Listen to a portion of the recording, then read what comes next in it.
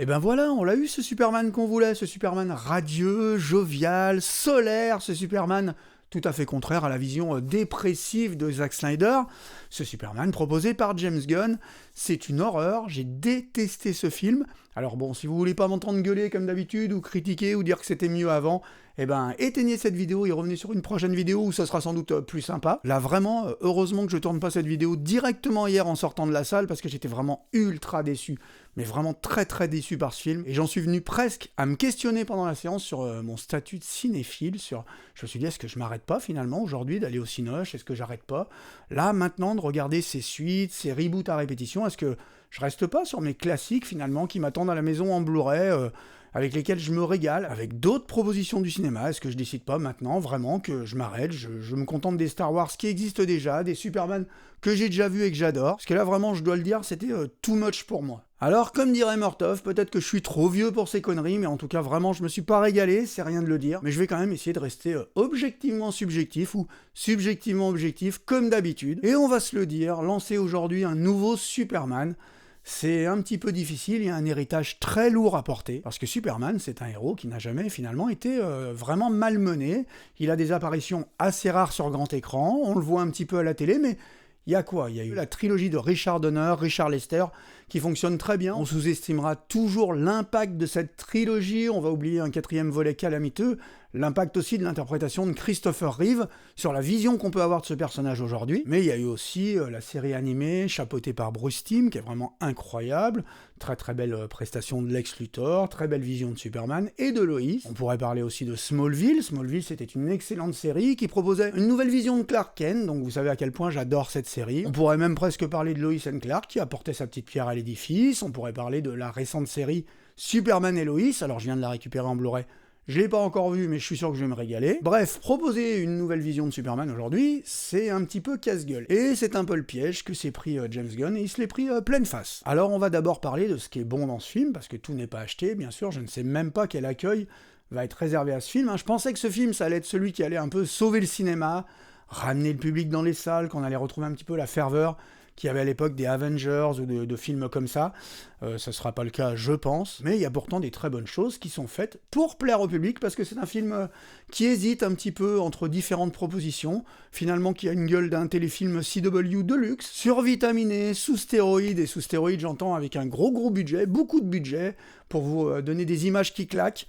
Les effets spéciaux, des fois, ils semblent sortis d'un autre âge, l'histoire aussi. Enfin bon, bref, c'est pas la fête, mais au milieu de tout ça, surnagent quand même les prestations des acteurs. Bon, vous m'excuserez d'avoir la voix qui part un peu en vrille, mais j'ai pris un petit coup de froid. Les acteurs, donc, ils sont tous parfaits. Je veux dire, franchement, on pouvait pas mieux choisir. Le nouveau Superman, nouveau Clark Kent, il est juste parfait, on peut critiquer sa coupe de cheveux, la vision un petit peu moderne du personnage.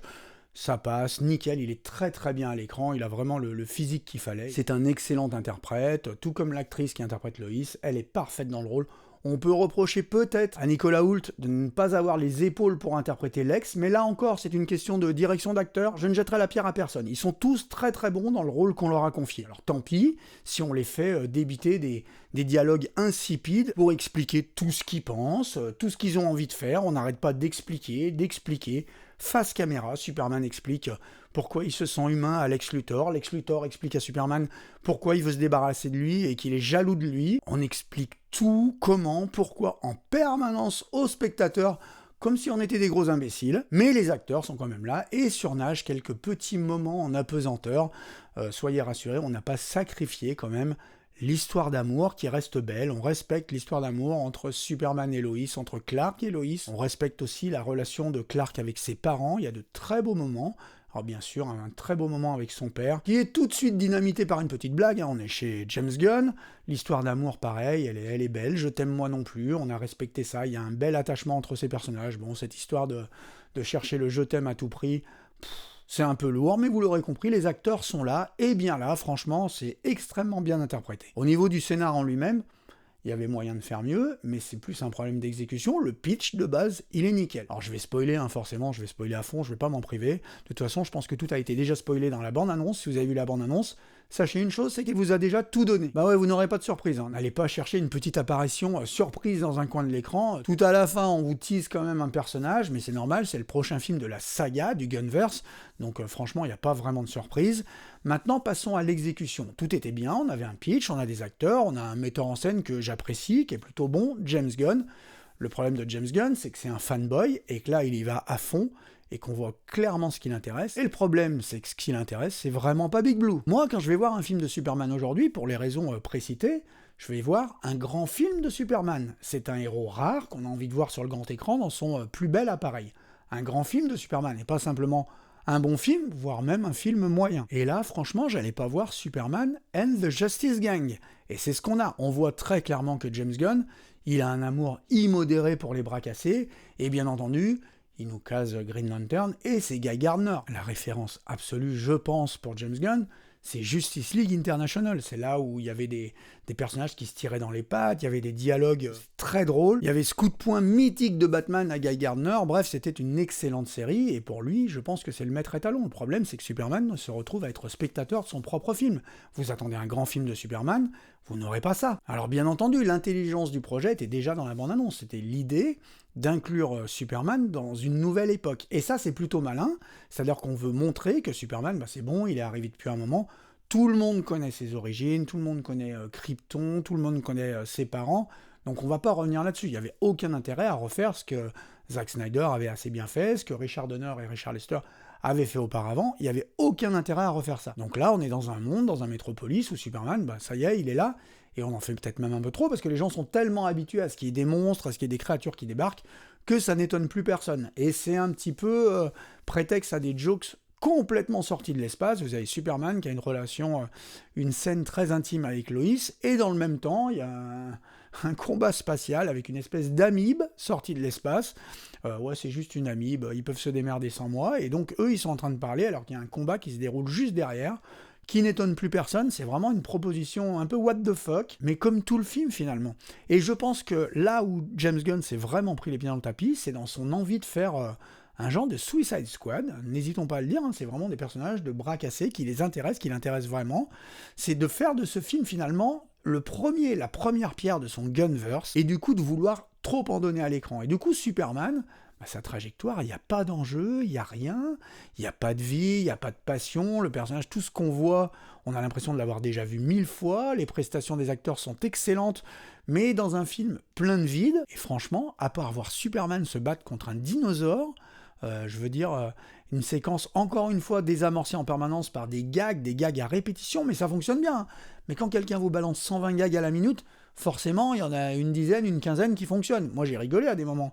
À des moments, c'est bien foutu, mais à d'autres moments, on se dit... D'ailleurs, cet aveu d'impuissance, il est un petit peu dans les dernières minutes du film, dans ces scènes coupées, où vous voyez qu'encore, on est encore dans le joke, en permanence et à répétition. Donc la notion d'enjeu, la notion de gravité, de qu'est-ce qui peut se passer... Est-ce qu'il peut arriver quelque chose de grave au héros ? C'est pas là que ça se passe. Et les effets spéciaux, parlons-en, parce que ça fait partie de l'exécution du tout, ils alternent entre le magique, il y a des moments qui sont vraiment bien faits, dans cette attaque de monstres géants, mais enfin, vous avez déjà vu Godzilla, vous avez eu plein de films comme ça, et puis d'autres qui sont gênantes. La fin, il y a plein de moments qui servent à rien. On a voulu faire soit du fanservice, soit en donner, parce qu'à temps régulier, dans un métrage comme ça, qui est saucissonné, d'une séquence à une autre, on peine à iconiser le héros, et du coup on lui donne à des moments des partitions à jouer qui sont ridicules. Le moment où il se défait de toute une horde d'assaillants, il se fait un peu sauter dessus, comme dans le dernier Matrix, enfin le troisième Matrix, vous savez, il se fait envahir par plein d'assaillants, et puis il tourne sur lui-même très vite, il s'en débarrasse. C'est immonde, je trouve qu'au niveau des effets spéciaux, c'est immonde, c'est ni fait ni à faire. James Gunn se retrouve à des moments où il se dit, on l'a déjà vu voler, alors comment je vais faire pour révolutionner le truc ? Et il a des idées de mise en scène, des moments mais complètement à côté de la plaque. Une caméra qui tourne autour du héros, c'est vraiment mais mal fait, vraiment mal fait. Vraiment, j'ai pas aimé, et c'était pas du tout ce que j'allais voir. Alors ma compagne, elle m'a dit « Ouais, tu parles pas de moi ?» Si, je parle d'elle, parce qu'elle, elle a plutôt apprécié le film. Elle m'a dit « Voilà, ouais, si, c'était sympa. » Mais finalement, on a la même appréciation du film. C'est-à-dire qu'elle a trouvé les mêmes défauts au film que moi, sauf qu'elle a décidé de voir le verre à moitié plein. Alors c'est cool, parce qu'elle voit le verre à moitié plein, elle se dit « c'est bon, on m'a servi un cocktail, il était pas mal, ouais, j'en aurais bien repris, mais c'était bon. » Moi je dis pas ça, moi je dis « J'avais soif, ouais, il est bon ton cocktail, mais il m'en manque clairement la moitié, quoi. » Donc voilà, c'est une différence d'appréciation par rapport à ce film, pour lequel je n'ai aucune haine, mais qui ne sert vraiment à rien. Je vous le dis, si vous voulez un grand Superman, que vous y allez en disant ouais, on va retrouver le héros qu'on connaît. James Gunn, il essaye à des moments d'iconiser le héros. Mais c'est totalement ridicule. Ça passe pas du tout. Dans ce film-là, qui est un film choral avec plein de personnages qui sont très bien. Mister Terrific, encore une fois, il est parfait. Il a ce vaisseau magnifique, tout en couleur. On le croirait sorti des pages du comics. Donc il n'y a aucun souci à ce niveau-là. Mais James Gunn peine justement à iconiser le héros. Alors à quelques moments, on le voit en train de flotter, sortir d'un nuage, on a un gros plan assez mal fait sur son sigle, mais tout ça, ça fait très artificiel. Il réussit un peu la fin du métrage, je trouve, c'est-à-dire qu'à ce moment-là, vous pouvez être un peu porté, il y a un petit peu ce qu'il faut, la musique est aux fraises, hein, elle est pourrie, la musique est vraiment pourrie, elle est passe-partout, tout comme ce téléfilm, je parle de téléfilm, mais franchement, c'est de la part de quelqu'un qui aime les séries CW, hein. J'ai acheté là en Blu-ray il n'y a pas longtemps Superman et Lois pour la voir, je suis sûr que ce sera très bien. J'avais bien aimé Legends of Tomorrow, il y a plein de trucs à la télé que j'aime bien, mais ça alors c'est too much pour moi. Disons que je vais pas voir un film de Superman pour voir ce genre d'épisode de série télé vraiment sous stéroïdes comme je vous l'ai dit. J'ai envie de voir une proposition intègre, sincère, mais surtout une proposition qui sait où elle va. J'ai envie de voir un vrai point de vue sur le personnage, et là il n'y a rien du tout. Vraiment, si vous me dites, j'en suis au point, alors je me posais vraiment des questions dans la salle, mais si vous venez me dire que vous avez adoré, que c'est le Superman d'une vie, que vous avez frissonné, que vous avez eu des larmes aux yeux, franchement, Enfin, j'ai vu plein de gens qui avaient dit ouais, c'est magnifique. Je pense qu'il y a de gros enjeux pour la Warner, il y a vraiment de gros enjeux. Et ils ont payé pas mal de gens, et ils ont offert à certains vlogueurs très en vue de voir les 30 premières minutes du film, et tout le monde a dit c'est magnifique, c'est le Superman qu'on attendait. Putain, j'ai envie de dire, les gars, vous avez de la peau de sauce devant les yeux. Parce que moi, j'ai eu le syndrome Suicide Squad, mais le premier de David Ayer. Hein. Celui où, quand j'étais dans la salle, au bout de 15 minutes, je me suis dit, mais c'est vraiment pourri. J'ai eu le même syndrome. Hein. Au bout de 30 minutes de métrage, je me suis dit, mais c'est pas bien. J'étais vraiment en train de me dire, mais c'est pas bon comme film. On passe d'une scène à l'autre, ça va très vite, c'est surcuté, c'est mal branlé, mal filmé, c'est bien interprété par des acteurs qui sont un peu perdus là-dedans, ils comprennent pas vraiment la vision de l'ensemble, bah, tout simplement parce que de vision, il y en a pas, sauf celle d'essayer de faire un succès pour vous vendre une cam et puis éventuellement relancer un univers. Mais là, franchement, je me disais, avant de le voir, que j'espérais que ce film allait faire le milliard, qu'il allait ramener les foules dans les salles, que ça allait être un vrai phénomène et que d'ici allait repartir sur de bons rails. Et là, je vois ça et je me dis, mais comment ce film pourrait faire de l'argent ? Vraiment.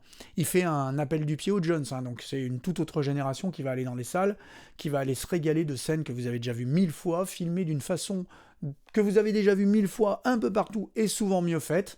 Voilà, vous avez un spectacle bubblegum, un spectacle coloré, un petit spectacle sympa. Vous aurez oublié 3 semaines plus tard, parce que j'ai défié quiconque dans 5-6 mois de me dire « Ah mais Superman, il y a cette scène-là qui est incroyable, j'avais jamais vu ça, j'avais jamais vu le héros présenté comme ça. » Qui vient me dire ça ? Ben, on n'a pas la même appréciation du cinéma, ou le même passif, parce que moi je suis un vieux, hein, vous savez, là je vous fais encore une émission de vieux con. Je trouve qu'avant il y avait du cœur, il y avait quelque chose.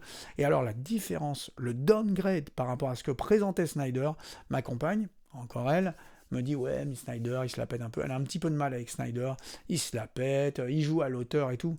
Ah ouais, mais alors, vraiment, Man of Steel et ça, je peux vous garantir qu'on joue pas dans la même cour, on joue pas à la même école, carrément, on n'est pas sur le même continent. Enfin bon, bref, j'arrête là, vous aurez compris mon point de vue. Je ne sais pas si vous aurez le même, mais encore une fois, allez voir ce film.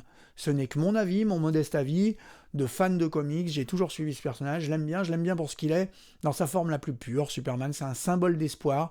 J'ai envie de voir ce héros un peu qui se dresse. Ah, dans ce film, ouais, il se dresse comme un symbole d'espoir, mais on vous fait la pirouette à la fin, de vous montrer d'autres gens qui viennent le remplacer. Enfin, j'essaye de pas trop vous spoiler quand même, mais bon, il y a des retournements de situation qui sont vraiment très rapides comme retournement de situation. Tout le monde lui crache dessus, ça aurait été une bonne idée, ça a été vu 1000 fois, mais ça aurait été une bonne idée que tout le monde lui crache dessus, que Superman se mette la planète entière à dos, et puis d'un coup, que son image soit redorée en fin de métrage, mais là, vraiment très très mauvaise exécution. Vraiment, à la fin, d'un coup, les héros décident, mais il avait peut-être raison, et puis ils partent, on sait pas trop pourquoi, il n'y a pas de justification à ce retournement de situation, et un dernier mot, Crypto. Parce que Crypto, on l'a vu dans la bande-annonce, tout le monde critiquait un peu Crypto. Ouais, il y a Crypto. Moi, je me suis dit, bon, Crypto. Mais Crypto, on l'a toujours vu dans la bande dessinée. Les gens disent, on s'en fout si on l'a vu dans la bande dessinée, c'est ridicule, je suis pas d'accord. Voilà, c'est un personnage qui fait partie de la mythologie Superman. On amène une Crypto, pourquoi pas, ça fonctionne bien. Le chien est un très bon interprète, s'il y a un vrai chien, je sais pas. Mais on nous fait comprendre que c'est quand même un chien, donc qui pose des problèmes, parce que c'est un chien avec des super pouvoirs. Ça fonctionne bien, le personnage est attachant, mais alors, le nombre de fois où il sauve Superman, c'est un personnage à part entière. Hein. Vraiment, Krypto, il a une trajectoire. Hein. Il vient sauver Superman au moins 2 fois dans le métrage. Une fois, il va se noyer dans une espèce de rivière dimensionnelle complètement dégueulasse. Une autre fois, quand il est en train de se taper contre son clone, hein, parce que, bah ouais, voilà, vous allez voir Bizarro, une version de Bizarro, toute pourrie. Il suffit de faire Bizarro, alors on prend le même acteur, on l'affuble de cheveux longs. Voilà, c'est tout pourri. Il a un costume, on dirait Doomsday dans la BD, quand Doomsday est recouvert de son costume au début, qu'il ne l'a pas déchiré. Ben voilà, c'est le même costume, et en dessous on met Bizarro, mais sauf qu'un Bizarro, aucun effort, quoi. C'est juste le même acteur avec des cheveux longs. Voilà, c'est tout. Voilà ce que vous vous offrez pour un gros blockbuster à plusieurs centaines de millions de dollars. Donc voilà. Je vous encourage à aller voir ce film, là je pense que j'ai tout dit. Allez le voir, parce qu'il y a des fois des gens qui viennent me dire « Ouais, tu m'as coupé l'envie et tout ». Surtout pas. Vous avez mon point de vue, ce n'est que le mien, mais allez le voir, parce que c'est important d'aller le voir, c'est important de se faire son propre avis, ça se trouve, vous allez adorer. Et moi, je tiens à le préciser, hein, j'ai adoré Les Gardiens de la Galaxie, des moments, je trouve que Gunn, il pousse un peu le curseur côté comédie, vous savez, à la fin du 2, ce Pac-Man géant, je trouve ça débile, quand Star-Lord, il danse, là... ça me fait rire, mais je trouve ça un peu limite. Mais j'avais adoré le 3e volet, je trouvais qu'il y avait du cœur, je trouvais qu'il y avait de l'émotion, ça m'avait presque mis la larme à l'œil. Bref, j'attendais James Gunn sur ce terrain-là. Là, il n'y a pas du tout ça.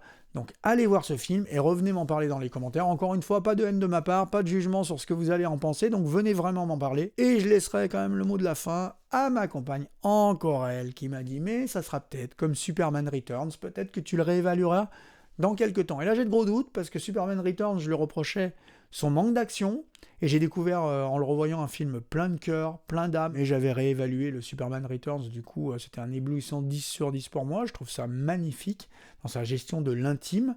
Là vraiment, je trouve que ça fonctionne pas du tout. Vraiment, je pense que j'aurais du mal à réévaluer ce film, parce que tout ce que je lui reproche, c'est quelque chose qui ne va pas se bonifier avec le temps. Encore une fois, prestation impeccable, hein, parce que pour une fois, on montre une autre facette de Superman. Il a un petit peu de vanité, Superman, et ça, je trouve ça passionnant. Pour une fois, on l'avait plutôt vu dans Smallville, dans son évolution, à travers le personnage de Clark. Là, il y a un petit peu de vanité. Je suis Superman, c'est moi qui sauve les gens, tout ça, sa discussion avec Loïs est très très bien, donc je trouve qu'il y a des très beaux passages, mais des très beaux passages mis bout à bout dans un film inepte, blindé d'effets spéciaux dégueux, monté avec le cul, je suis désolé, bah ça fait pas un grand film de Superman. Voilà, ce sera l'une des dernières émissions, je suis désolé de l'été, parce que là je vais bientôt partir en vacances, je pense que je vous ferai encore une ou 2 émissions, et puis c'est fini, fissa, et puis on se reverra forcément en août. Ici là, allez voir ce film, n'hésitez pas à revenir m'en parler, donnez-moi de vos nouvelles, et moi je vous dis comme toujours, profitez de tout, éclatez-vous, profitez des beaux jours, sortez, vivez, et à la prochaine sur cette même chaîne. Ciao!